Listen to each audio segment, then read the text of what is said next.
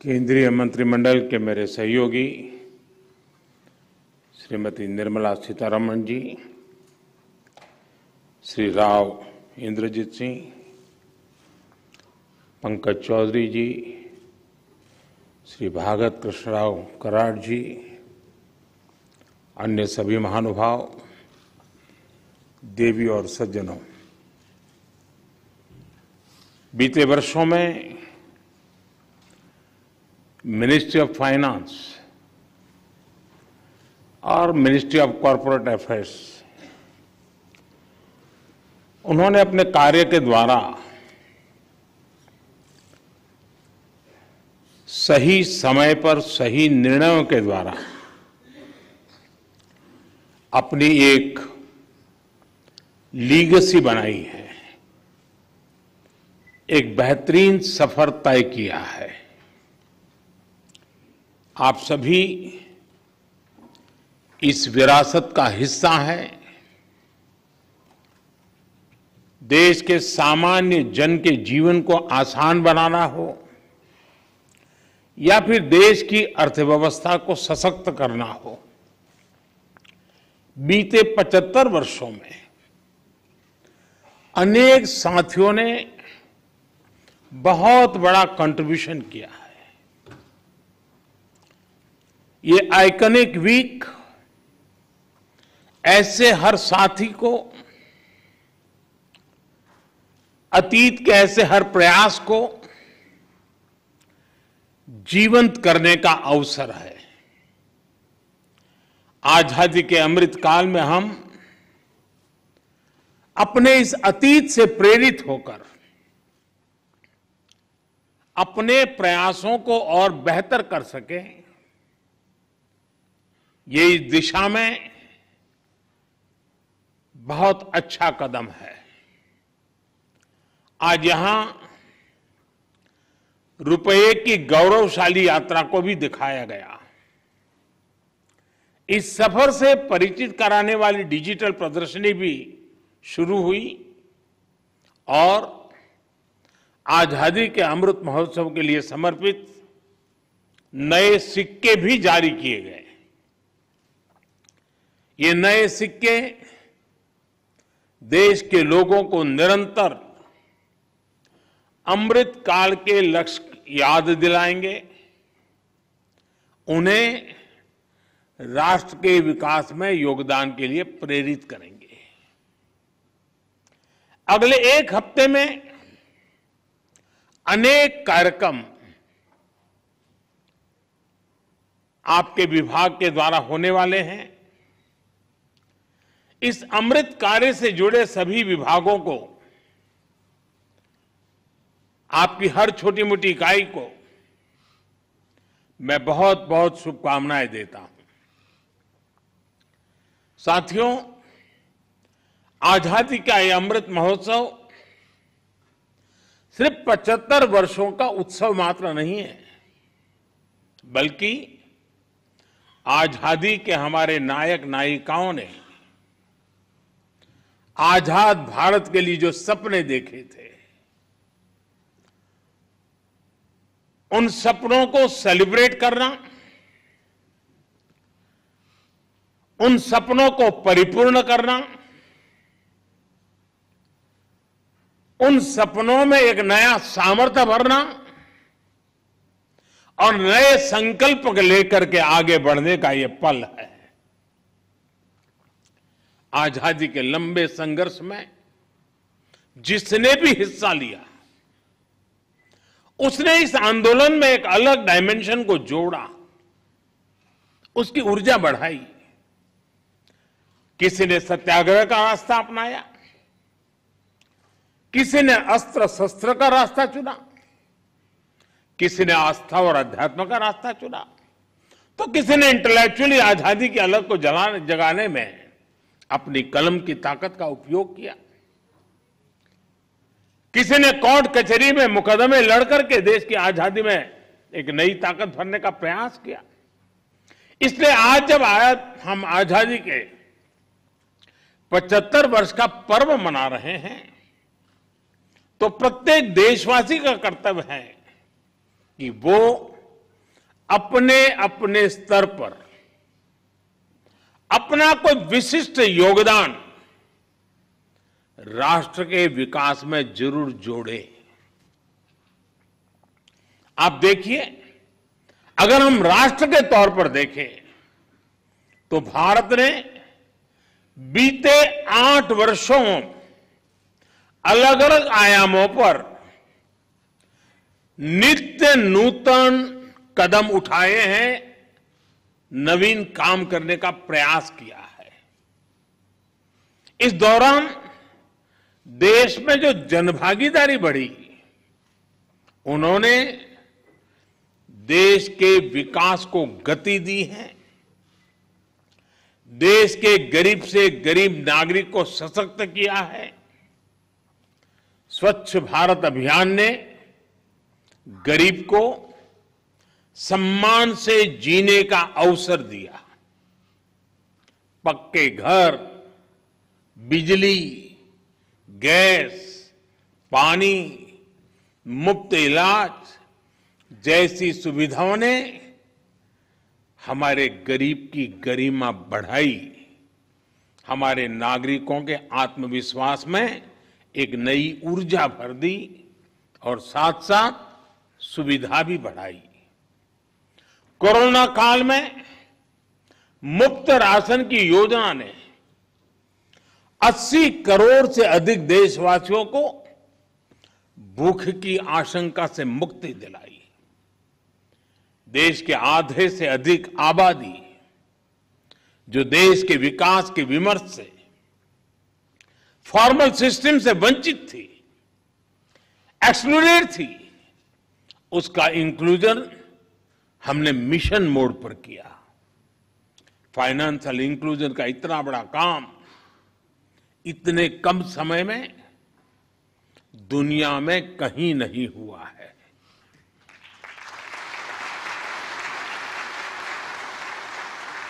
और सबसे बड़ी बात, देश के लोगों में अभाव से बाहर निकलकर सपने देखने और सपनों को साकार करने का नया हौसला हमें देखने को मिला। साथियों, आजादी के 7 दशक बाद ये जो इतना बड़ा परिवर्तन आया है, उसके केंद्र में पीपल सेंट्रिक गवर्नेंस है। गुड गवर्नेंस का लगातार प्रयास है। एक समय था जब हमारे देश में नीतियों और निर्णय गवर्नमेंट सेंट्रिक होते थे, यानी किसी योजना के शुरू होने के बाद ये लोगों की जिम्मेदारी थी कि वो सरकार तक पहुंचकर उसका लाभ उठाएं। इस तरह की व्यवस्था में सरकार और प्रशासन दोनों की ही जिम्मेदारी कम हो जाती थी।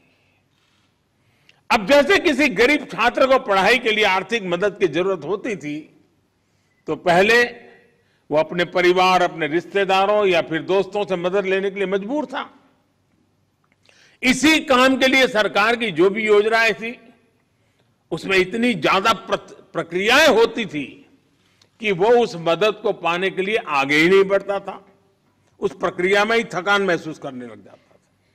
इसी तरह अगर किसी एंटरप्रेन्योर, किसी व्यापारी, कारोबारी को लोन की जरूरत होती थी, तो उसे भी अनेक जगह चक्कर लगाने पड़ते थे, अनेक प्रक्रियाओं से गुजरना पड़ता था।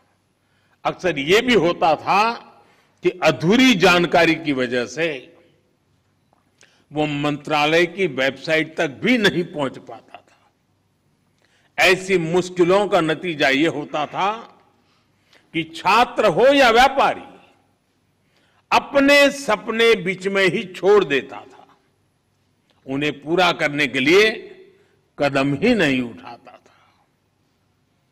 पहले के समय गवर्नमेंट सेंट्रिक गवर्नेंस का देश ने बहुत बड़ा खामियाजा उठाया है, लेकिन आज 21वीं सदी का भारत पीपल सेंट्रिक गवर्नेंस के अप्रोच के साथ आगे बढ़ा है। ये जनता ही है जिसने हमें अपनी सेवा के लिए यहां भेजा है। इसलिए हमारी ये सर्वोच्च प्राथमिकता है कि हम खुद जनता तक पहुंचे, हर पात्र व्यक्ति तक पहुंचना, उसे पूरा लाभ पहुंचाना, ये दायित्व हम पर है। अलग अलग मंत्रालयों के अलग अलग वेबसाइटों के चक्कर उसे लगाने से बेहतर कि वो भारत सरकार के एक पोर्टल तक पहुंचे और उसकी समस्या का समाधान हो। आज जन समर्थ पोर्टल लॉन्च किया गया है, वो इसी लक्ष्य के साथ बनाया गया है। अब भारत सरकार की सभी क्रेडिट लिंक स्कीम्स अलग अलग माइक्रो साइटों पर नहीं बल्कि एक ही जगह पर उपलब्ध होगी। ये जन समर्थ पोर्टल छात्रों का, एंटरप्रेन्योर्स का, व्यापारियों, कारोबारियों का, किसानों का जीवन तो आसान बनाएगी ही, उन्हें अपने सपने पूरे करने में भी मदद करेगा। अब छात्र आसानी से जानकारी ले पाएंगे कि कौन सी सरकारी योजना का उन्हें सबसे ज्यादा लाभ होगा, वो कैसे उसका फायदा उठा सकता है। इसी तरह हमारे युवा आसानी से ये तय कर पाएंगे कि उन्हें मुद्रा लोन चाहिए या स्टार्टअप इंडिया लोन चाहिए। जन समर्थ पोर्टल के माध्यम से अब देश के युवाओं को, मध्यम वर्ग को एंड टू एंड डिलीवरी का एक बड़ा प्लेटफॉर्म मिला है। और जब लोन लेने में आसानी होगी, कम से कम प्रक्रियाएं होगी, तो यह भी स्वाभाविक है कि ज्यादा से ज्यादा लोग लोन लेने के लिए आगे आएंगे। ये पोर्टल स्वरोजगार को बढ़ाने में, सरकार की योजनाओं को सभी लाभार्थियों तक ले जाने में अहम भूमिका निभाने वाला है। मैं जन समर्थ पोर्टल के लिए देश के युवाओं को विशेष रूप से बधाई देता हूं। आज यहां इस कार्यक्रम में बैंकिंग सेक्टर के दिग्गज भी मौजूद हैं। मेरा उनसे आग्रह है कि सारे बैंकर्स भी जन समर्थ पोर्टल को सफल बनाने के लिए, युवाओं को लोन मिलना आसान बनाने के लिए अपनी भागीदारी ज्यादा से ज्यादा बढ़ाएं। साथियों, कोई भी सुधार हो, रिफॉर्म हो, अगर उसका लक्ष्य स्पष्ट है, उसके इंप्लीमेंटेशन को लेकर गंभीरता है, तो उसके अच्छे नतीजे भी आना तय है। बीते 8 वर्षों में देश ने जो रिफॉर्म किए हैं, उनमें बड़ी प्राथमिकता इस बात की को भी दी गई है कि हमारे देश के युवाओं को अपना सामर्थ्य दिखाने का पूरा मौका मिले। हमारे युवा अपनी मनचाही कंपनी आसानी से खोल पाए, वो अपने एंटरप्राइज आसानी से बन पाए, उन्हें आसानी से चला पाए, इस ओर जोर दिया गया है। इसलिए 30,000 से ज्यादा कंप्लायंसेस को कम करके 1,500 से ज्यादा कानूनों को समाप्त करके कंपनीज एक्ट के अनेक प्रावधानों को डीक्रिमिनलाइज करके हमने सुनिश्चित किया है कि भारत की कंपनियां न सिर्फ आगे बढ़े बल्कि नई ऊंचाई को प्राप्त करें। साथियों, रिफॉर्म्स यानी सुधार के साथ ही हमने जिस बात पर फोकस किया है वो है सरलीकरण, सिंप्लीफिकेशन। केंद्र और राज्य के अनेक टैक्सों के जाल की जगह अब जीएसटी ने ले ली है और इस सिंप्लीफिकेशन का नतीजा भी देश देख रहा है। अब हर महीने जीएसटी कलेक्शन 1 लाख करोड़ से रुपए के पार जाना सामान्य बात हो गई है। ईपीएफओ रजिस्ट्रेशन की संख्या में भी हम लगातार बढ़ोतरी देख रहे हैं।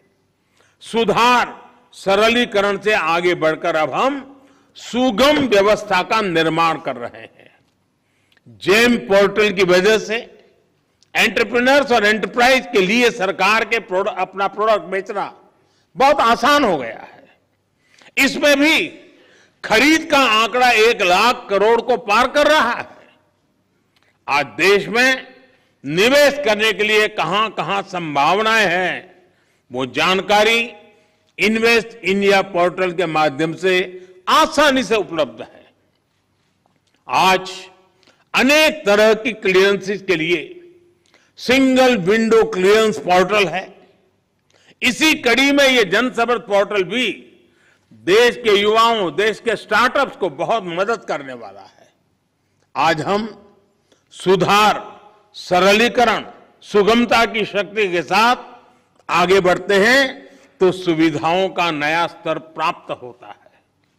सभी देशवासियों को आधुनिक सुविधाएं देना, उसके लिए नित नए प्रयास करना, नए संकल्प लेकर उन्हें सिद्ध करना हम सभी का दायित्व है। साथियों, बीते 8 वर्षों में हमने दिखाया है कि भारत अगर मिलकर कुछ करने की ठान ले तो पूरी दुनिया के लिए एक नई उम्मीद बन जाता है। आज दुनिया सिर्फ एक बड़े कंज्यूमर मार्केट के रूप में ही नहीं, बल्कि एक समर्थ game changer, creative, innovative ecosystem के रूप में आशा और अपेक्षाओं से हमारी तरफ आज दुनिया देख रही है। दुनिया के एक बड़े हिस्से को भारत से समस्याओं के समाधान की अपेक्षाएं हैं। ये इसलिए संभव हो पा रहा है क्योंकि बीते 8 सालों में हमने सामान्य भारतीय के विवेक पर भरोसा किया। हमने जनता में ग्रोथ में इंटेलिजेंट पार्टिसिपेंट्स के रूप में प्रोत्साहित किया। हमें देश की जनता पर पूरा विश्वास रहा है कि जो भी टेक्नोलॉजी सुशासन के लिए लाई जाएगी उसे देश की जनता स्वीकार करेगी और सराहेगी भी। इसी जन विश्वास का परिणाम दुनिया के सर्वश्रेष्ठ डिजिटल ट्रांजैक्शन प्लेटफॉर्म यूपीआई यानी यूनिफाइड पेमेंट इंटरफेस के रूप में सबके सामने है। आज दूर सुदूर गांव से लेकर शहरों के मोहल्लों में रेहड़ी ठेले पर भी 10-20 रुपये से लेकर लाखों के ट्रांजैक्शन देशवासी इस पर आसानी से कर रहे हैं। हमें भारत के युवाओं में इनोवेशन और एंटरप्रेन्योरशिप को लेकर जो जुनून है उस पर भी बहुत अधिक विश्वास था। देश के नौजवानों में छुपे इस जुनून को रास्ता देने के लिए स्टार्टअप इंडिया का प्लेटफॉर्म दिया गया। आज देश में लगभग 70,000 स्टार्टअप्स हैं और हर रोज इसमें दर्जनों नए सदस्य जुड़ रहे हैं। साथियों, आज देश जो हासिल कर रहा है उसमें बहुत बड़ी भूमिका स्वप्रेरणा की है, सबके प्रयास की है। देशवासी आत्मनिर्भर भारत अभियान से, वोकल फॉर लोकल जैसे अभियानों से भावनात्मक रूप से जुड़ गए हैं। इसमें अब आप सभी की मिनिस्ट्री ऑफ फाइनेंस और मिनिस्ट्री ऑफ कॉर्पोरेट अफेयर्स की भूमिका बहुत बढ़ गई है। अब हमें योजनाओं के सैचुरेशन तक तेजी से पहुंचना है। हमने फाइनेंशियल इंक्लूजन का प्लेटफॉर्म तैयार किए हैं। अब हमें इनके सदुपयोग को लेकर जागरूकता बढ़ानी है।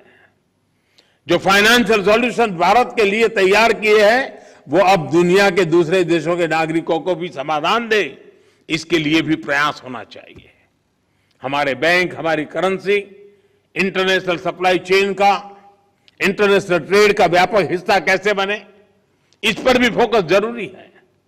मुझे विश्वास है कि आजादी के अमृत काल में बेहतर फाइनेंशियल और कैपिटल कॉर्पोरेट गवर्नेंस को आप निरंतर प्रोत्साहित करते रहेंगे।